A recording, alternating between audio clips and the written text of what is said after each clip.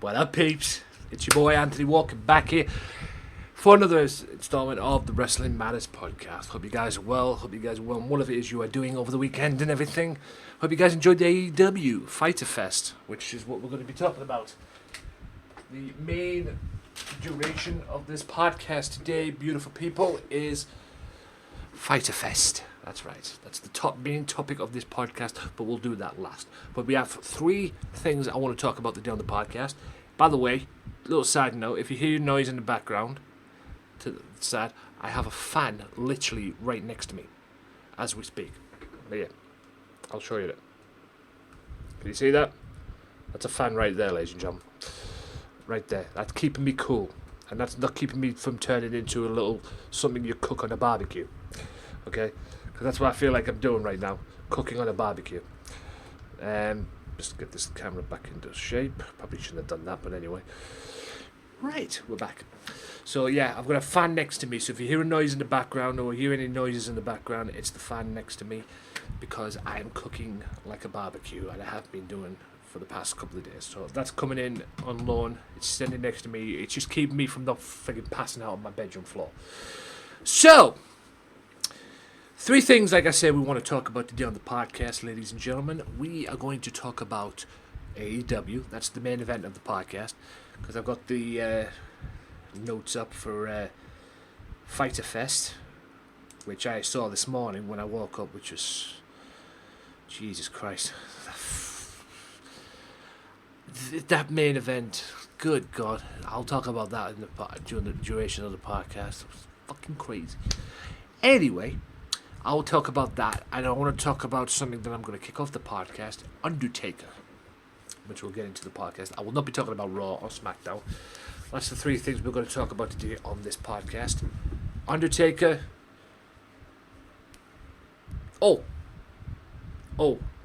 AEW, Undertaker, and yes, Paul Heyman and Bischoff as well. So we'll talk about them three today on the podcast.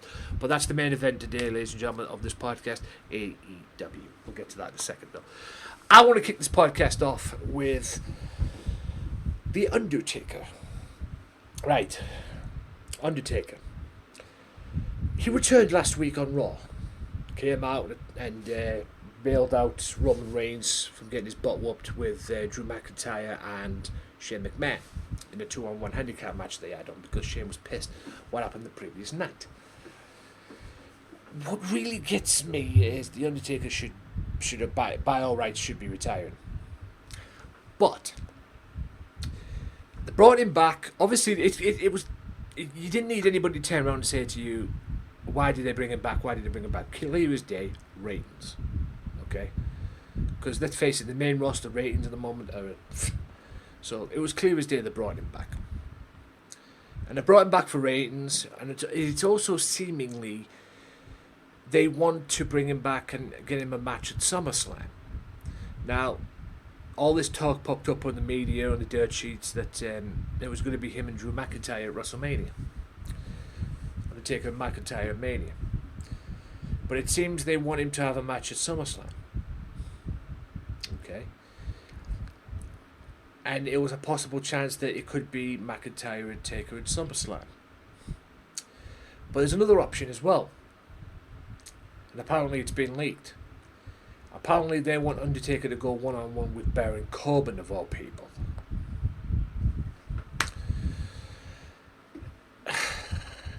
Just let him retire. Okay? Let him have his match at WrestleMania. One more match at Mania. And then after that, just let him be on his merry way. Hopefully, this will be his last year of the last year of the Undertaker. He's not going to be wrestling every day. Hopefully, this will be the last year of the Undertaker. I wouldn't mind seeing him go one-on-one with McIntyre. That I don't have a problem with. If them two are going to have a feud, perfect. I would say if that was the case, I'd have him beat McIntyre at SummerSlam, and then McIntyre goes over him at Mania. If that's the case, that would be me. Giving something to chew on for SummerSlam, and then have McIntyre go over him at Mania. I think it would mean more if McIntyre was going to go over the Undertaker. If they're going to have this match, I think it would mean more at Mania than it would SummerSlam. But Corbin, as much as it pains me to admit this, yes, Corbin would. If Corbin and Taker were going to have this match, they should go. Corbin should go over. Yes, as much as it pains me to admit this, but yes, Corbin should go over. Okay, if this was going to happen, hopefully it doesn't. I mean, no offense, I do like the guy Baron Corbin because I've seen him stream on Mixer as well, and he seems a good dude. But the character, I just genuinely want to punch his lights out. His character on TV. I just genuinely want to punch his lights out. And God help us if he becomes Universal Champion after Extreme Rules as well. Because it's going to be at Extreme Rules. Seth Rollins, Becky Lynch versus Lacey Evans and Baron Corbin. Winner takes all. So whichever team wins the match. Say if Corbin and Lacey win the match, Corbin becomes Universal Champion, Lacey's the Women's Champion. Pretty much. As well. But yeah, like I said, going back to The Undertaker, I am down with The Undertaker versus Drew McIntyre. That I don't have a problem with. Don't have a problem with whatsoever. Not a problem for me. I am all about that life. All about that life. But Corbin and Undertaker, not so much. But yes, I do agree, as much as it pains me to admit this, Undertaker should lose to Baron Corbin. I hope he doesn't, but it is what it is. Right, also this week, during the week as well, it came out that Bischoff and Heyman, and yes, Eric Bischoff is back in WWE, ladies and gentlemen, have been hired as executive directors of Raw and SmackDown. Heyman on Raw, Bischoff on SmackDown. And apparently Rollins is not particularly pleased about the Raw one, Heyman being in charge of Raw. And apparently they're going to be in charge of creative, mostly as well. Everything else just falls into place. But they're going to look over creative as well. All the business ceilings and all that stuff as well, that's on one side. It's creative as well. That's the issue. I mean, at the end of the day, if you're a wrestling fan and you watch Raw and SmackDown, we couldn't give two flying fucks what happens after that. Okay. What happens at the side here, all the business dealings and transitions and all that shit? No. We are all focused on creative. Okay? The creative side of it. Of Raw, the creative side of SmackDown. And apparently Heyman's in charge of Raw, Bischoff's in charge of SmackDown. So they're going to see all of that. So obviously they're going to both report the McMahon to McMahon, so that's the case. I was asking myself, are these two going to be on air talent, or are they just going to wait behind the scenes? We all know Heyman's an on-air talent because he's the advocate of Brock Lesnar.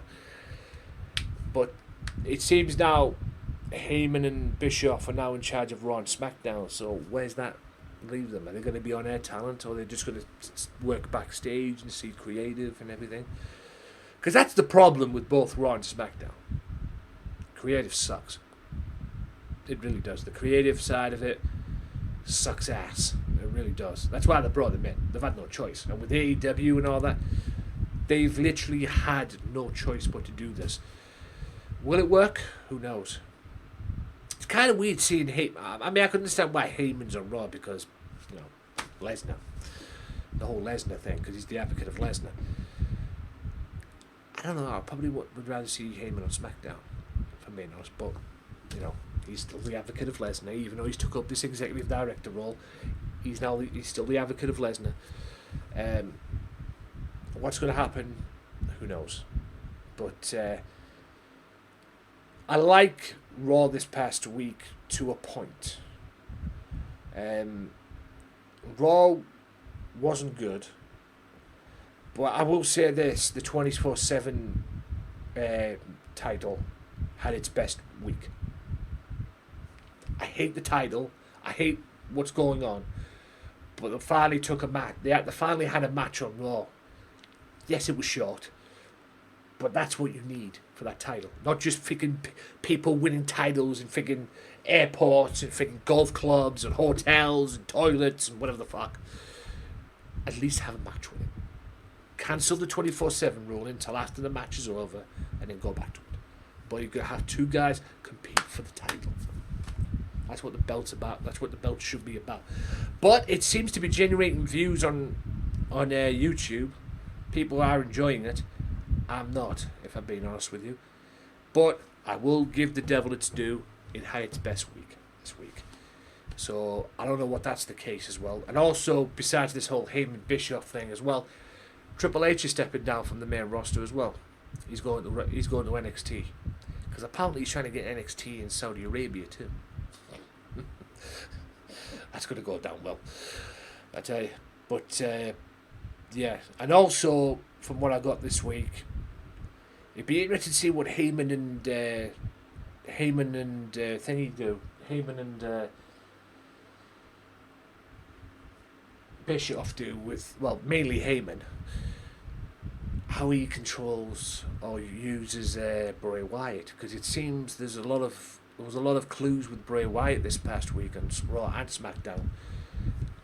His buddies from the Firefly Funhouse skits, apparently they were kicking about. You have to see them. You couldn't blink. Blink, you miss them. Maybe he's coming to Raw or SmackDown. I don't know when he's coming to the main roster. Sooner the better. Speaking of Bray Wyatt, I'll go back to the Undertaker. I saw this. I talked about possibly Baron Corbin being a match at SummerSlam. I saw a tag on, I believe it was Instagram. Undertaker versus Bray Wyatt, the new Bray Wyatt. This Firefly Funhouse Bray Wyatt. I don't know how he would be incorporated into that. But I wouldn't mind seeing that. Undertaker versus this crazy muscle man dance. Fucking Bray Wyatt. I still can't get over that muscle man dance. That muscle man dance was fucking hilarious. But yeah, I wouldn't mind seeing that. Undertaker and Bray Wyatt would be very interesting to do. Very, very interesting. How it would be portrayed. But yeah, I like Bischoff. I like the idea they brought Bischoff back. I like the idea they brought Heyman in to be the executive directors of both shows. Hopefully, hope to God, if there is a God in this world, hopefully they improve or play some part in improving the creative. Because that's what's wrong with the Raw and SmackDown. Like it or not, that's what's wrong with Raw and SmackDown. Creative. End of discussion on that one. Because creative sucks, and they need somebody that knows what the fuck they're doing. They need somebody of that caliber, in my eyes. So hopefully this will work out. We'll see what direction it goes in, but we'll have to wait and see on that. I mean, it's clear as day Triple H is frustrated with the main roster, so hopefully this will work. And if it doesn't work, then I don't know what the fuck they're going to do with creative. I mean, even friggin' Fox is trying to get in as well. Trying to get into the mix of trying to improve SmackDown before it goes on the Fox show. Because apparently there's this multi-million-dollar deal that I've got with Fox. But part of the deal with Fox for SmackDown is, they improve it. But Fox are thinking of pulling the deal. And that's why they've got WWE in panic stations, because there's a multi-million-dollar deal in this deal with SmackDown going to Fox. But considering the ratings are, they need, what they're doing now before October is getting this thing up and running quick and trying to figure out ways to improve the ratings and getting them ratings up quickly and fast and ASAP. Because, well, let's face it, they don't do it now, they might lose the deal before it even begins.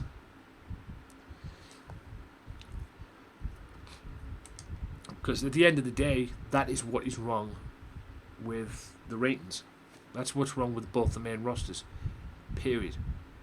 Creative. You know, that is what is wrong with that.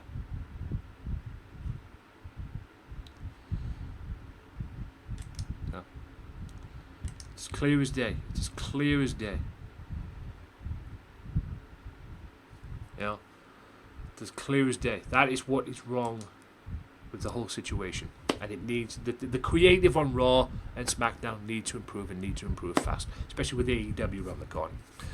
Right, AEW. I saw it this morning. If you haven't seen it, go and find it. Go and watch it. If you have seen it, GG. The kickoff show, which is called the Buy-In, but it's really the kickoff show. So SCU, which was Kazarian and Scorpio Sky, going up against the Best Friends and Private Party. And Best Friends get the victory in that one. Private Party, who the two guys they signed, and they plugged these guys on the YouTube channel. They did not plug these guys on the YouTube channel. Because they're like a fresh-faced tag team, and they were trained by Amazing Red, and I think these two guys were in the House of Glory as well. But yeah, they came in and they showed they had a good outing. It was a three-way, but they had a good outing. They came close to winning on occasions. Beautiful head scissors colour, lots of great stuff as well. And even Quinn did He got caught up in the air and he did a German suplex. He got German suplexed off it, and everybody thought he was going to go face first, take a front bump right on the canvas. He didn't do that. Landed on his feet and then kicked, did a move, and then went up and did the head scissors, and the head scissors right into a cutter, which was tremendous. Great double team action in this one, but yeah, it seems that we'll be seeing. Well, next pay-per-view, we'll be seeing the Best Friends in action. Because that's what, winner gets to go to the show. And it seems that we already seem to know their opponents. Because the Dark Order came out. These guys came in at Double or Nothing and literally beat the crap out of everybody. It seems that the Dark Order's first targets are the Best Friends.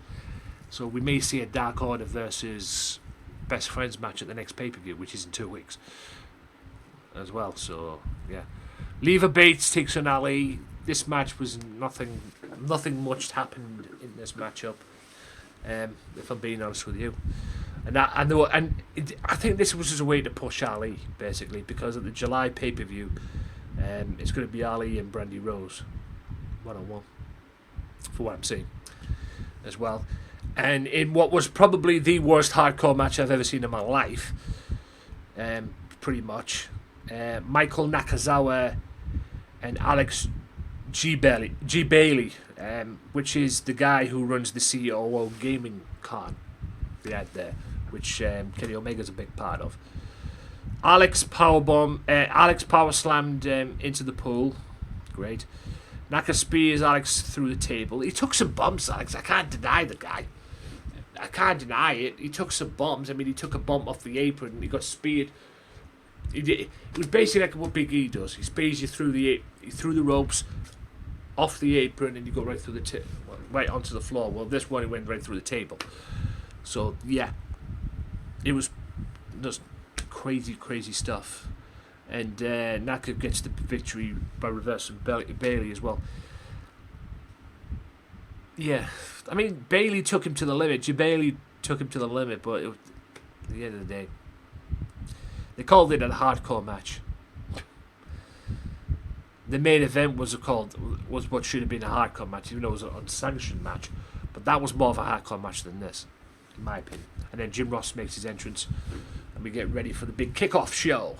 The big kickoff of the pay-per-view as well. So I'll get rid of this now, because I don't need it. As a matter of fact, I'll keep it for the time being, because I'm going to use that into the, what I call it. But yeah, we'll go to the kickoff show. We'll go to the pay-per-view. Cima and Daniels kicked it off. These two are friends. Apparently, this was Daniels' way of returning the favour, if you will. The main story of this match was it was just a straight, pure wrestling match, and the main story was Daniel's working that lower back of Sia, basically, and the effects were shown in that matchup, but Sia managed to get a hard-earned win with his finishing move, which is basically what Sasha Banks does, and jumps off and then drives the knees and catches the head up at the top end, and he managed to get the victory, and that's good for him because next month in July, in a couple of weeks, he's going to be fighting Kenny Omega one-on-one, which should be good. As well, Riho, nyla, I'll say that again. Yuka Sasaki, I hope I said that right. Rose, Nyla Rose, and Riho. Rose is a powerful woman, I've learned in this match as well. And for the first portion of this match, it was basically a 2-on-1 handicap match, for crying out loud. But it was basically. I mean, we eventually got to see Yuka and Riho go one-on-one. But Rose was dominating this match when she got the opportunity to do so and show her power and show her dominance. But it was just, she made one mistake at the end and it cost her the match. Rose was not happy and she delivers the beat down on Riho and everything, and then Yuka saves Riho from an even worse beat down and everything. But let's just say she got cute. Rose definitely got cute because I think she would have won the match, but Rose did definitely got cute, and it cost her the match big time. 4-way, MJF, Jungle Boy, who is Luke Perry's son, by the way, as well. Jimmy Havoc, and the man who's going to be competing for the AEW Heavyweight Championship August 31st with Jericho, Senior Adam Page. I never realised how good Jungle Boy was until I seen this match. This match was just tremendous. Jungle Boy was good. He did a hanging cannonball moonsault, which was like a cannonball, and he flipped it in. And the way he flipped over to do the moonsault, it looked like he caught his legs on the actual ring post. It looks like he whacked his legs on the ring post. Well, the crowd, the commentators definitely saw that, or thought that, but thankfully he didn't. I think that would have hurt. And he got all of it in and that.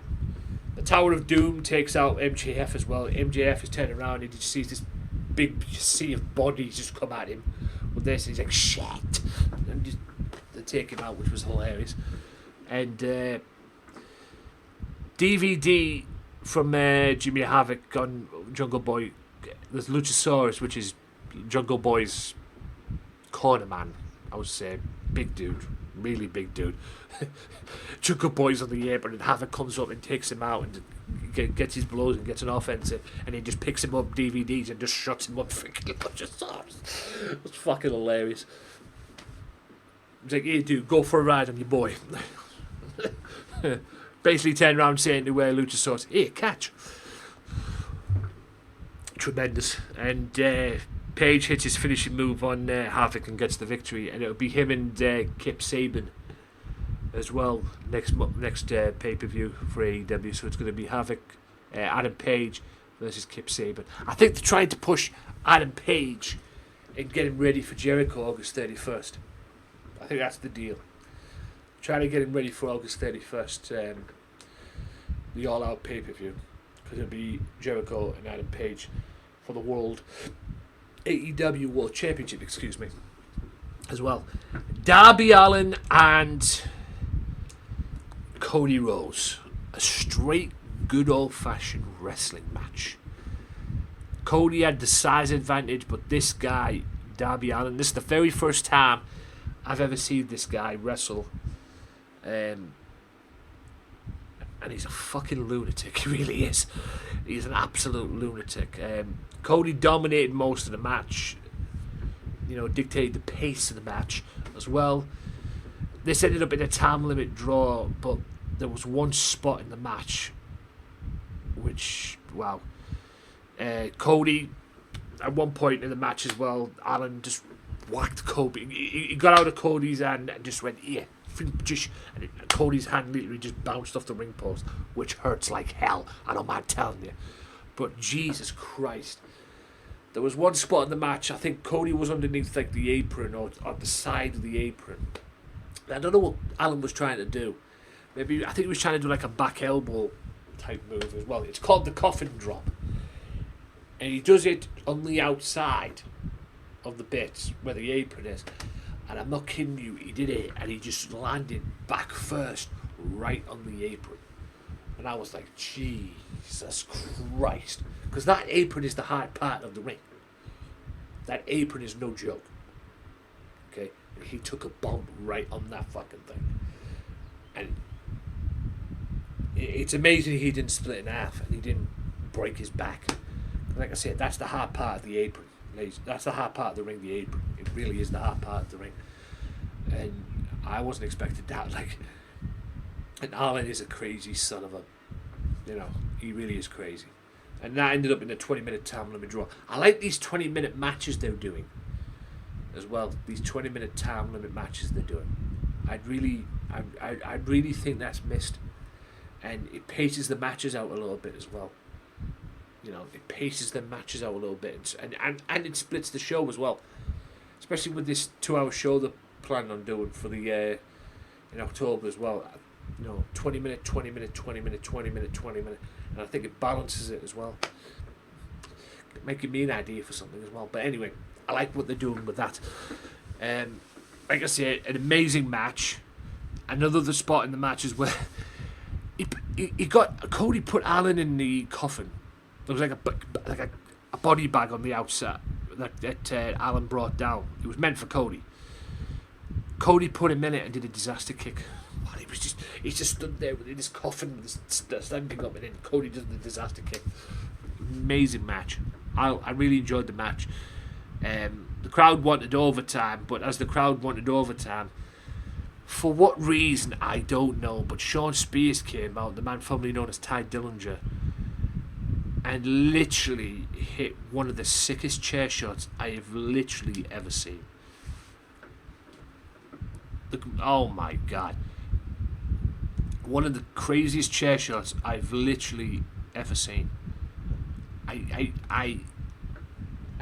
couldn't believe it. He just turned around. He bent the chair on Cody's head. And Cody apparently had to stiff chest. Apparently they're saying it was a mistake.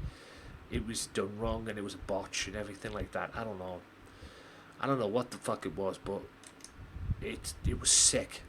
That I will say. I literally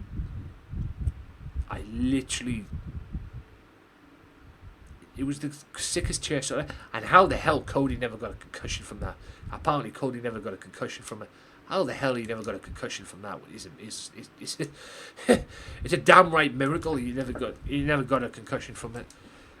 A downright miracle. Because the chair shot itself, that was like,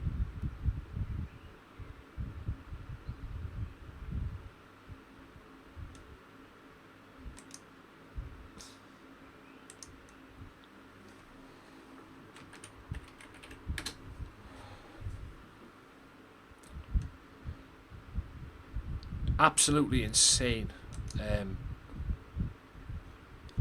That it was just crazy. It really was absolutely crazy.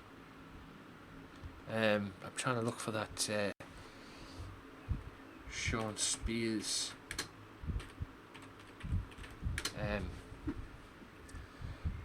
bump, if I can find it.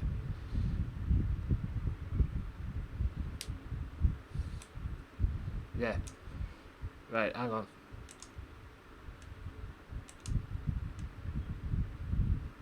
I'll show you. I'll show you it like this. If I can bring it up. There we go. I'll bring it in like this. This is from someone's Twitter here.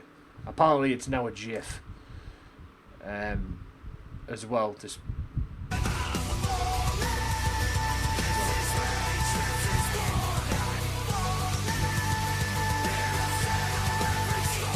need to know is what. Let me show you this. Right back. Where's the... Have I got this on here? Just put it back up here for a second, guys. Display. There we go. Right, put it up here for you guys.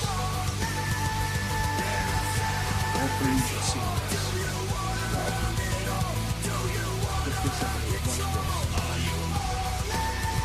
It's on here, it's on someone's Twitter here. Right. Let's watch this, let's watch it here. There you go. Boom. That was just literally the sickest, the darndest chair shot I have ever seen. Absolute crazy. Just a crazy chair shot. 1, 2, boom. Unbelievable. By the way, if you listen to it on the audio, you wouldn't have saw that, but that was just for the video people here as well. Just insane. Literally insane. And he literally bent that thing around his head. So I don't know what's the cause of it. And like I said, the fact that he never got a concussion from that is just nothing short of a miracle. Absolutely a miracle. Lucha Brothers and Laredo Kid take on the Elite in a 6-man classic, basically. A spot fest, as I call it. But the great thing about this match is Omega and the Young Bucks coming out to characters from Street Fighter series, which was funny as hell. A lot of good stuff in this match, back and forth stuff. Spanish fly from the top rope to the outside, from top rope, literally walking across like if he was the Undertaker, walking across the rope. And I believe it was Phoenix did the Spanish fly off the ropes, landing on the guys on the outside. Insane, absolutely insane. Great combos in this match as well. Great double teams, triple teams, quadruple teams. Just and a moonsault plunger on the Elite from the Lucha Brothers towards earlier on in the match as well, which was a moonsault and then 2 plungers on the side as well. Just crazy spot fest match, which saw the One-Winged Angel from Kenny Omega getting the victory. Just a classic 6-man tag. And if you haven't seen it, go and watch it. I recommend it. It was hard to keep up with, let me tell you. And apparently after the match as well, we might get another Pentagon Jr. Kenny Omega match down the road, because it seems that based on what happened at All In, the first All In, it seems that Kenny Omega wants another match with Pentagon. When will that happen? Who knows? But yes, definitely one to watch that matchup. Now for the main event, which was an unsanctioned match with Moxley and Joey Janela. To say this match was crazy is the biggest understatement you'll ever get. Let me tell you. Just this match is how a hardcore match should be.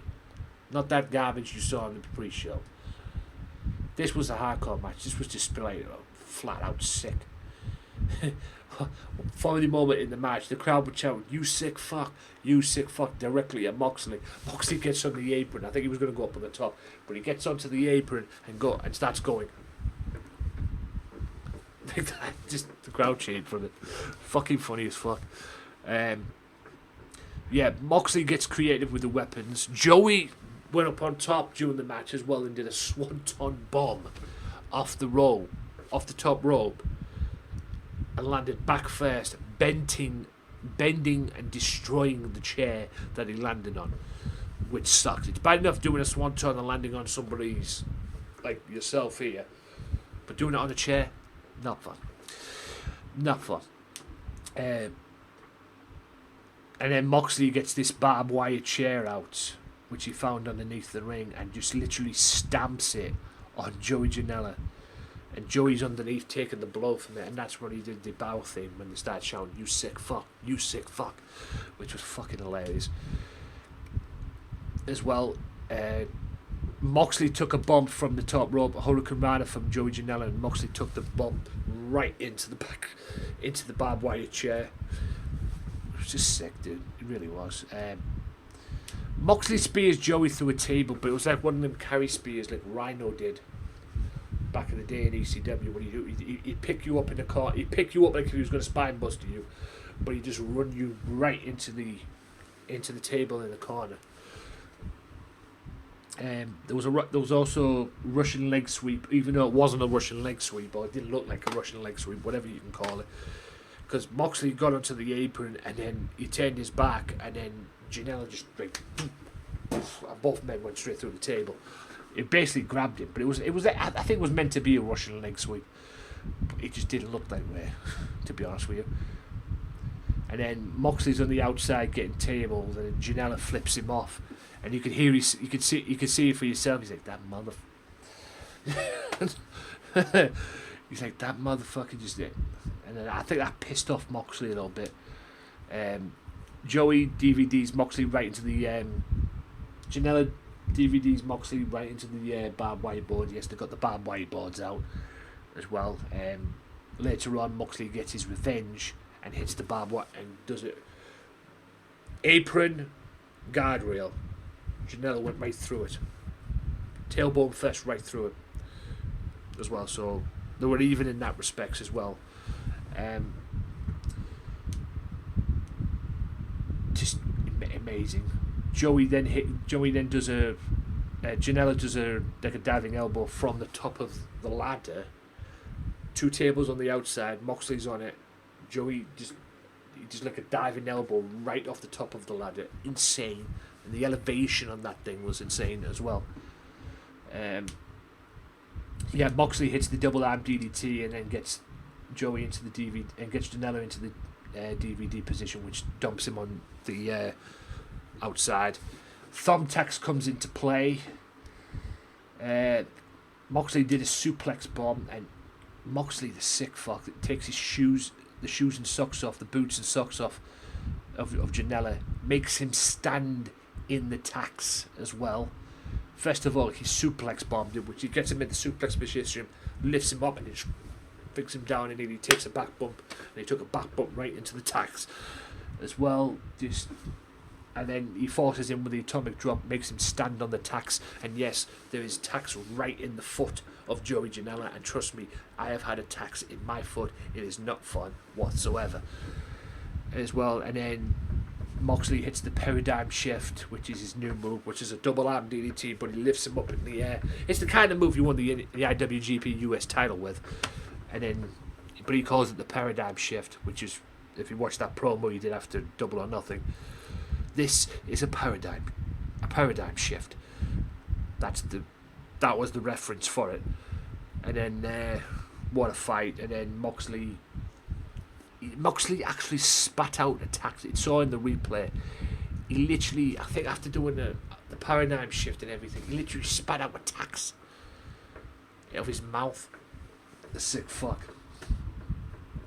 And then Moxley's about to go to the back, and then Kenny Omega comes out and gets revenge on him for what happened at Double or Nothing as well. Hits him with a trash. He hits him with a guitar. He takes him over to the stand where the band was supposed to. There was a band that was supposed to play. He hits him with the guitar. Does a swan dive foot stomp on Moxley with Moxley underneath the table, or whatever was left of the table. Which him jumping over, and he just drives his feet right into the table, driving onto Moxley. And then everybody thought he'd gone away and everything, and then and Moxley gets back up and everything. They try to lift Moxley back out. Moxley throws the referees away and everything, and the next minute Omega comes flying out with a trash can, whacks it on Moxley, and then double arm DDTs and dirty deeds and whatever you want to call it, face first right onto the trash can. And then at the end, as it's going off, as they're about to go off air, you actually see Jon Moxley smiling. He enjoyed that. Sick fuck. He seemed to enjoy it as well, which was just insane. Absolutely insane. But yeah, just crazy stuff, man.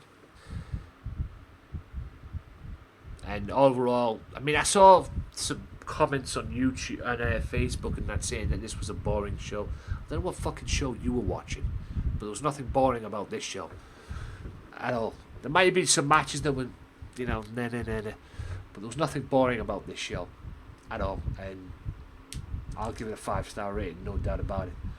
Just insane. Literally insane. So, there you have it, ladies and gentlemen. We've talked about all three the main points of this podcast. So, I hope you guys have enjoyed this podcast. If you haven't checked out AEW, go and find it. Literally go and find it. Just go and find the show and watch it and enjoy, because you will enjoy it. Was it the best show? Was it their best show? No. But AEW's hot at the moment, ladies and gentlemen. It is the hottest thing around, at least one of the hottest things around. So, you know, it is. It's going good at the moment. There's nothing boring about it. So I don't know what them fools on Facebook was thinking, but there's nothing boring about it. And even if you didn't watch the show, go and find the Moxley Joey Janela fight. Just watch it. Just watch that. You'll see how crazy Moxley is, because that's not the WWE guy. And Joey Janela in the promo said that he was a watered down PG version of his former self. I don't think Janela's thinking that anymore. But anyway, guys, hope you guys have enjoyed this podcast. I will be back next week. I don't know if this is going out Sunday. I'm recording this on the Sunday right now. It's coming on at 6 o'clock. I don't know if this is going out tonight or tomorrow yet. I haven't made up my mind. But this will be going out, so look out for it. Whether you're watching it on, maybe you see it on Facebook, Twitter, YouTube, or even Twitch as well. So I'm a little bit behind on Twitch, so I'll catch up this week. But other than that, guys, enjoy the rest of your day, and I'll see you all next week, or maybe during the week, depending on what happens. But until next time, my name is Anthony Walker. Wrestling Matters. Thank you, and enjoy the show, and enjoy whatever it is you're doing. And I'll see you next time. Peace out.